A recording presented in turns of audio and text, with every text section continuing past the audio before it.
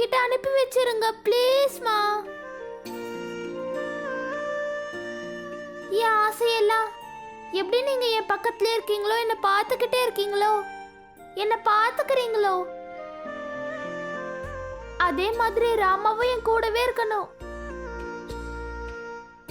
ராமா எப்பயும் என் கூடயே இருக்கணும்னு தான் ஆசை. ப்ளீஸ் ப்ளீஸ் என்னோட ராமாவை திருப்பி அனுப்பிடுங்கம்மா. ப்ளீஸ் நீங்க என்னோட ராமாவை உங்ககிட்ட கூப்பிட்டுக்காதீங்கம்மா.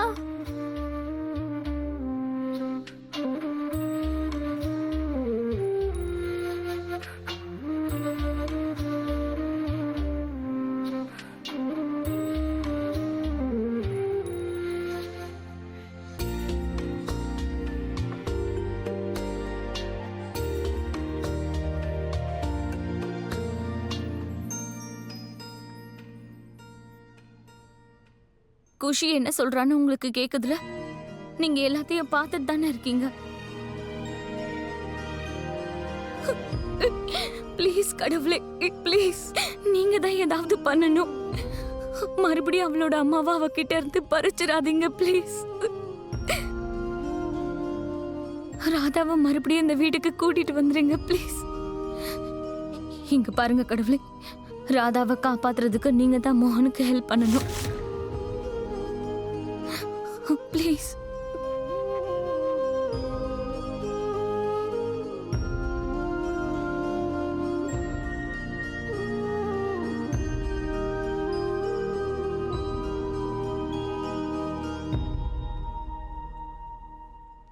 ஹலோ தாமினி. ஹலோ ராகுல். அந்த குடும்பத்துல இருக்கிற என்னோட ஒரே நண்பன் எப்படி இருக்க? தாமினி, உன்னை உடனே சந்திக்கணும், அர்ஜென்ட். ஓகே.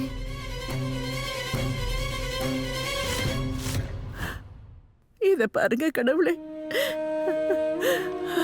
எங்க ராதாவை சீக்கிரமா வீட்டுக்கு கொண்டு வந்துருங்க. வாழ்க்கை முழுக்க அவ தனக்காக வாழவே இல்லை. இன்னைக்கு அவளோட உயிருக்கு ஆபத்து. ராமேஸ்வரா, உனக்கு ஞாபகம் இருக்கா? சின்ன வயசுல ராதா வயசு பிள்ளைங்கள்லாம் வீடு கட்டி விளையாடும் போது ராதா அந்த வயசுல நம்ம எல்லாரையும் பார்த்துக்கிட்டா. ஆமா, எனக்கு உடம்பு சரியில்லாதப்போ வீட்டுல எல்லாத்தையும் அவதான் பார்த்துக்கிட்டா. அப்போ பொறுப்பை ஏத்துக்கிற வயசு கூட இல்ல அவளுக்கு. ஆனா அவ்வளவு பெரிய குடும்ப பாரத்தை ஏத்துக்கிட்டா. ஏன்பா ராமேஸ்வரா, ஒரு விஷயத்த நீ கவனிச்சியா? அவ முகத்துல இருந்த புன்சிரிப்பு எப்பவும் குறைஞ்சதில்ல. அவ வீட்டுல இருந்தா கூட எப்பவுமே கடவுளோட நினைப்பிலேயே இருப்பா, பக்தியோட இருப்பா. சின்ன வயசுல இருந்தே மோகன் அவளுக்கு அவ்வளவு உயிர்.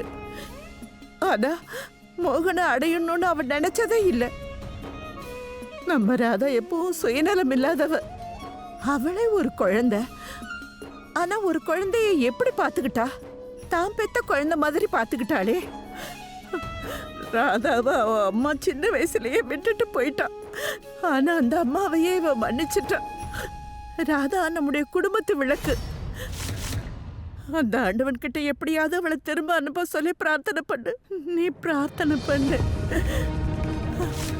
சின்னையில இருந்து நான் பெத்த பொண்ணு ராதா என்ன பொறுத்த வரைக்கும் எப்போ செத்துட்டா.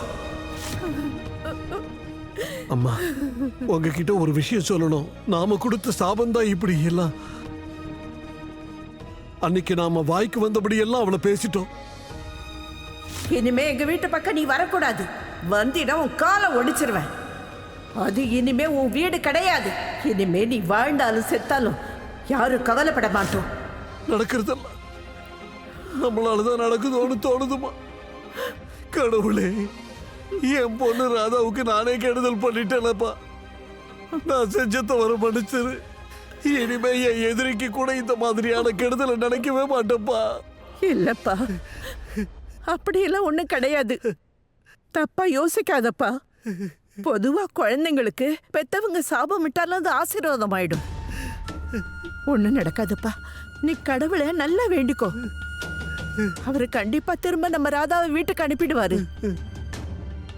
நிச்சயமா மோகன் அவளை நிரபராதின்னு நிரூபிச்சிருவாரு. கடவுளே, உங்களுக்கு சக்தியை கொடுப்பா. எப்படியாவது ராதா நிரபராதின்னு கோர்ட்ல நாங்க நிரூபிக்கணும்ப்பா. அப்பா கடவுளே, எங்க ராதாவை காப்பாத்துறதுக்கு மோகனுக்கு நீங்க தான் உதவணும். ஆமாப்பா. வழிகாட்டுங்க. இங்க பாரு தாமினி, இந்த முறை நீ எல்லாம் மீறி போயிட்ட. ஒரு நிரபராதிக்கு தண்டனை வாங்கி கொடுத்து உனக்கு என்ன கிடைக்க போகுது? இங்க பாரு, ராதாவுக்காக இல்லைனாலும் பட் ப்ளீஸ் குஷிக்காக இதெல்லாம் நிறுத்திடு. ராதாவுக்கு எதுவும் ஆகக்கூடாது ப்ளீஸ். ஒருவேளை நீ அவளை காப்பாத்துனா மோகன் அண்ணாவும் மொத்த ஃபேமிலியும் உன்னை மன்னிச்சாலும் மன்னிக்கலாம். சோ ப்ளீஸ் இப்படி பண்ணாத. ராகுல், எனக்கு உன்னோட ஃபேமிலியோட மன்னிப்புங்கிற பிச்சை தேவையே இல்லை. எனக்கு என்னோட மோகன் மட்டும்தான் வேணும்.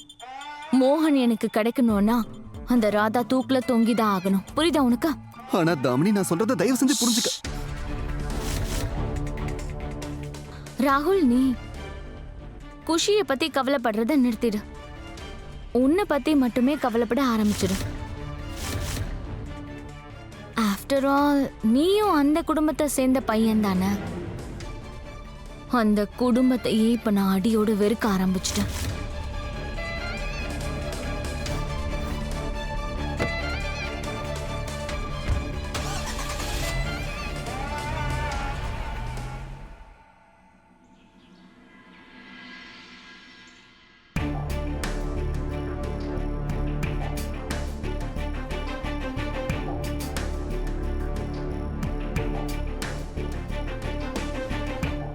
டேய் சேகர், ஏன்டா இவ்வளவு டைம் எடுத்துக்கிறாங்க? 11 மணிக்குள்ள ராதா வெளியே கூட்டிட்டு வரணும், இல்லைன்னா அவங்களுக்கு ஃபோன் பண்ணி பாருடா. வந்துட்டாங்க. S yes sir. சார், நாங்க இந்த லெட்டர்ஸை கொண்டு போலாமா? Yes sir. சார், இந்த ரிஜிஸ்டர்ல சைன் பண்ணிடுங்க சார். நான் பண்ணிடுறேன். நான் பண்றேன்.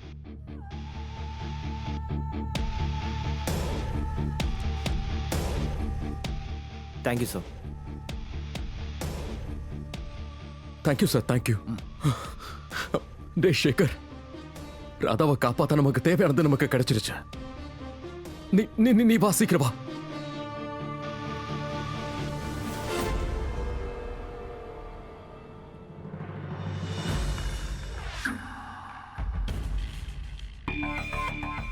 சரி, அவன் மேல ஒரு கண்ணை வச்சுக்க.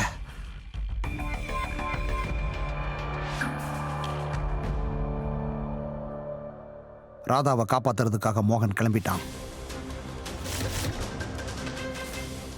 என்ன சொல்றீங்க? எங்க அவன் எங்க போயிட்டு இருக்கான்? ஃபாரன்சிக் டிபார்ட்மெண்ட்டுக்கு போயிருக்கான். அவன் அங்கிருந்து துளசியோட லெட்டர்ஸ் எடுத்திருக்கான்.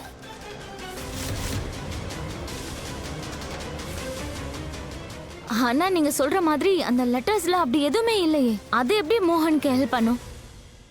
ஐ மீன், துளசியோட ஹேண்ட் ரைட்டிங்கா இருக்கட்டும், அவளோட ஃபிங்கர் பிரிண்டா இருக்கட்டும், அது எதுவுமே அதுல இல்லையே.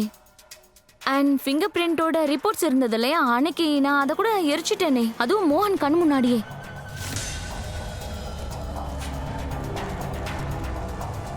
தாமினி,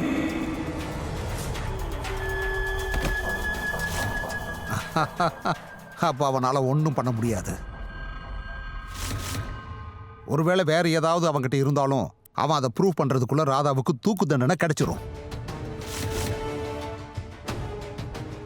8 மணிக்கு அவளுக்கு தூக்கு தெரியும்ல, 11 மணிக்கு இல்ல.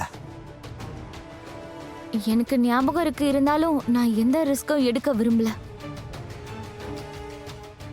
நான் என் கண்ணால ராதாவை அவ தூக்குல தொங்குறத பார்க்கணும்னு ரொம்ப ஆசைப்படுறேன். அதுக்கு வாய்ப்பு இருக்கா? இங்க பாரு, நிறைய வாய்ப்பு இருக்கு. நீ அதை பத்தி ஒன்றும் கவலைப்படாத. நான் அதுக்கு ஏற்பாடு பண்ணி தரேன். நீ தைரியமா இரு. அதுவும் இல்லாம அவளுக்கு தூக்கு தண்டனை கிடைக்க எவ்வளவு நேரம் இருக்கு? அதை நம்ம நேரில் போய் பார்ப்பவா? லைவா பார்க்கலாம். அவ தொங்குறத, துடிக்கிறத. அப்படின்னா வாங்க, போகும்போது ஸ்வீட் வாங்கிட்டு போலாம். வாங்க போலாம். இந்த ஆதாரம் நம்ம கைக்கு வந்துருச்சு. இப்போ 11 மணிக்குள்ள நாம ராதாவை காப்பாத்திடலாம். இருந்தாலும் டைம் ரொம்ப கம்மியா இருக்கு. நான் மேஜிஸ்ட்ரேட்டுக்கு ஃபோன் பண்ணிடுறேன். இது அவங்க கிட்டயே பிரசன்ட் பண்ணிடலாம்.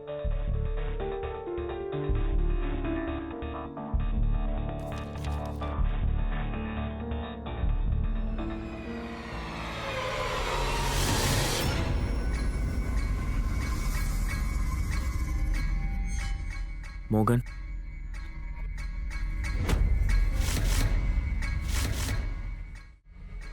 என்னாச்சு? ஏன் உன் முகம் வாடி போயிருக்க? மோகன் அது டேய், என்னாச்சு சொல்றா. ராதாவோட தூக்கு தண்டனையை 11 மணிலேருந்து ப்ரீபோன் பண்ணி 8 மணியே ஆக்கிட்டாங்கடா.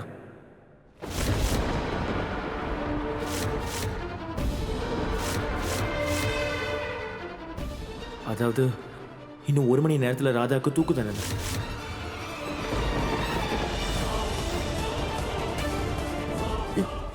என்ன? டேய், என்னடா சொல்ற? எப்பறம் அவங்க அப்படி பண்ணுவாங்க? 11 மணி ஏற்கனவே ஃபிக்ஸ் பண்ணி இருக்கும்போது 8 மணி எப்படி மாத்துவாங்க? ஐம் ஷூர் இது எல்லாமே தாமினியோட வேலை தான். அந்த தாமினி கூட இந்த பூஷன் மாமாவும் சேர்ந்துட்டாங்களா? 2 பேரும் சேர்ந்து தான் இதை பண்றாங்க. மோகன், இப்போ நமக்கு நிறைய டைம் இல்ல. எனக்கு என்னமோ நம்ம ராதாவை வாய மூடு. சும்மா உளறிட்டு இருக்காத. என் ராதாவுக்கு எதுவும் ஆகாது, சரியா? நீ ஒரு வேலை பண்ணு. நீ மேஜிஸ்ட்ரேட்டை கூட்டி ஜெயிலுக்கு வந்துரு, ஓகே? நான் இந்த ஆதாரத்தை எடுத்துட்டு ஜெயிலுக்கு வந்துடுறேன். கிளம்பு கிளம்பு.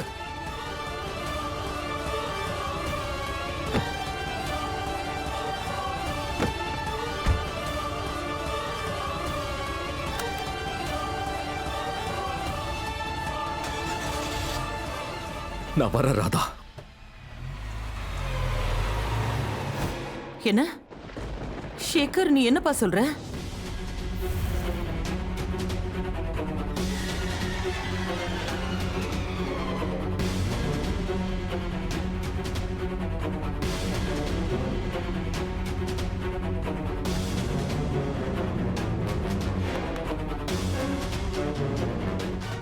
என்னாச்சுமா? அத்தம்மா, என்னாச்சு சொல்லுங்க. சொல்லு, என்னாச்சு? மாம், என்னாச்சு? என்ன ஆச்சுன்னு சொல்லுங்க. ராதாவோட தூக்கு தண்டனைய 11 மணில இருந்து இப்போ 8 மணிக்கு மாத்திட்டாங்களாம்.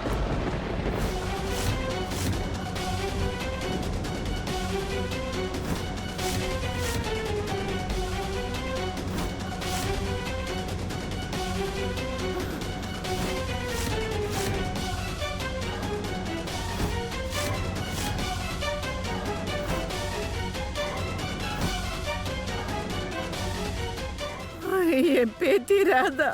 பாட்டி, அப்பா அங்க போயிட்டாரா?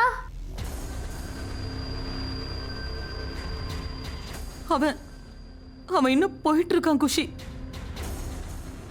ஆனா அவனால அதுக்குள்ள அங்க போய் சேர முடியுமான்னு தெரியல.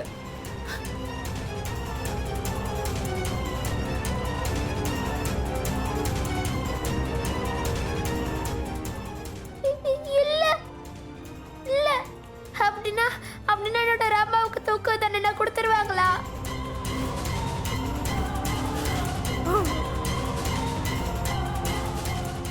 இல்ல, அப்படிலாம் எதுவும் ஆகாது. மோகன் கண்டிப்பா காப்பாத்திடுவான். இல்ல, நான் அப்படி நடக்க விட மாட்டேன். இல்ல, எனக்கு என் ராமா கிட்ட போகணும். ப்ளீஸ் பாட்டி, ஏதாவது பண்ணுங்க பாட்டி. ப்ளீஸ் ஏதாவது பண்ணுங்க. அத்தை, நீங்க ஏதாவது பண்ணுங்க ப்ளீஸ். அஜித் மாமா, நீங்களாவது ஏதாவது பண்ணுங்க ப்ளீஸ். குஷி, அமைதியாரு. ஏதாவது பண்ணுங்க பாட்டி. பாட்டி வாங்க பாட்டி, ப்ளீஸ் வாங்க. நீ அழாத குஷி. நாம போலாம். ராதாவை பார்க்க போலாம். கண்டிப்பா நாம போலாம் குஷி. கீர்த்தி, குஷி வாமா.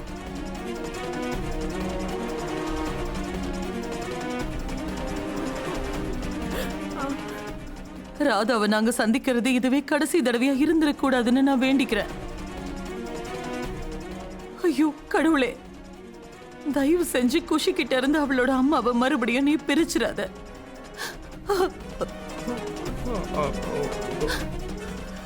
தைரியமா இரு காதம்பரி.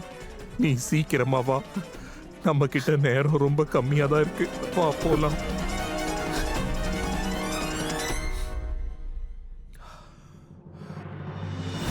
ना कर्मणारंभम नाश्य कर्मयम पुरुषोस्तृते नाचा சந்நியசதேவ் சித்திம் சமதி ரட்சதி.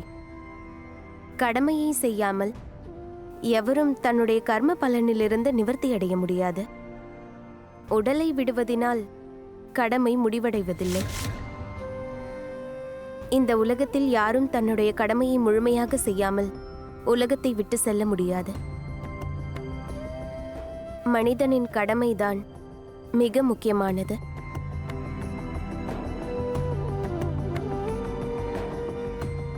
ராதா, நேரமாச்சு, வாமா.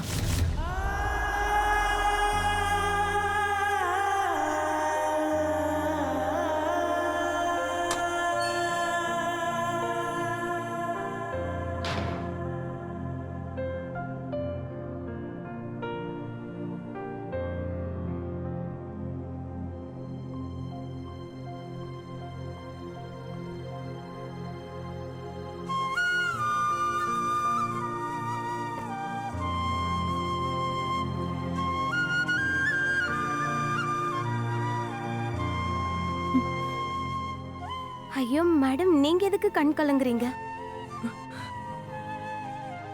அநியாயமா ஒரு நிரபராதிக்கு தூக்கு தண்டனை நிறைவேறும் போது என்னால தாங்கிக்க முடியல. நீங்க ஒன்றும் கவலைப்படாதீங்க.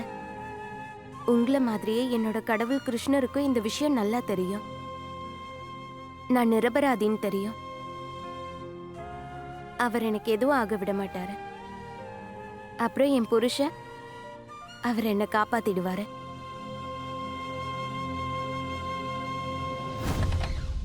மேடம், யார் நீங்க? உங்களை யார் உள்ள விட்டது? பர்மிஷன் இல்லாம நீங்க எப்படி எல்லாரும் உள்ள வந்தீங்க? என் மருமக ராதா, அவளுக்கு இன்னும் கொஞ்ச நேரத்துல தூக்கு தண்டனை நிறைவேற்ற போறாங்க. கடைசியா ஒரு முறை குழந்தை அவளை பார்க்கணும்னு ஆசைப்படுறா. இங்க பாருங்க மேடம், இவ்வளவு சின்ன குழந்தைல உள்ள போறதுக்கு என்னால பர்மிஷன் கொடுக்கவே முடியாது. அதுவும் இல்லாம எனக்கு தூக்கு தண்டனை இந்த நேரத்துல மீட் பண்ண அனுமதி கொடுக்க முடியாது. நீங்களே இங்க இருந்து வெளியே போங்க. மேடம் மேடம் ப்ளீஸ் மேடம், தயவு செஞ்சு அப்படி சொல்லாதீங்க ப்ளீஸ். இந்த குழந்தை முகத்தை பாருங்க, கடைசியா ஒரு முறை வராத ஓ பார்க்கட்டுமே. ப்ளீஸ், என்னால ஒண்ணும் பண்ண முடியாது. நீங்களே வெளியே போங்க.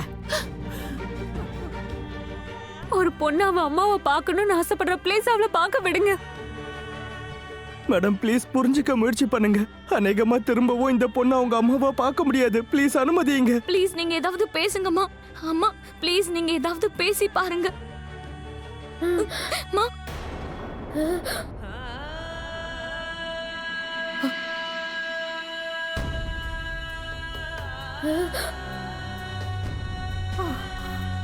குஷிக்கு பேனிக் அட்டாக் வருது.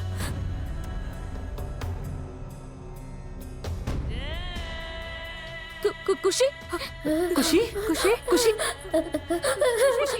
அப்ப அந்த ஆண்டி என் அம்மாவை கொன்னுடுவாங்களா? குஷி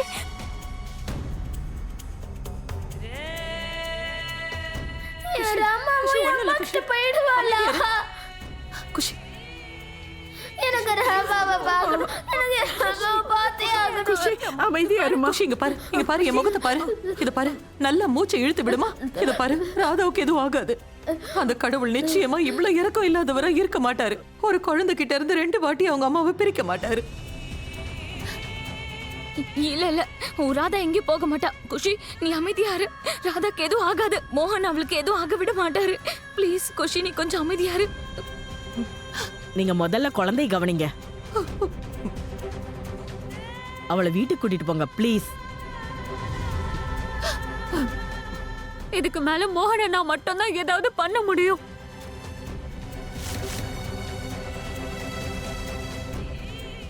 ஒரு மணி நேரம் கூட டைம் இல்லையே. கிருஷ்ண பரமாத்மா, தயவு செஞ்சு மோகனை நவ இங்க அனுப்பி வைங்க, இல்லைன்னா பெரிய தப்பாயிடும். குஷி குஷி குஷி, இங்க பாரு ப்ளீஸ், நீ டென்ஷன் ஆகாத. வேண்டாம் குஷி, வேண்டாம். ஐயோ,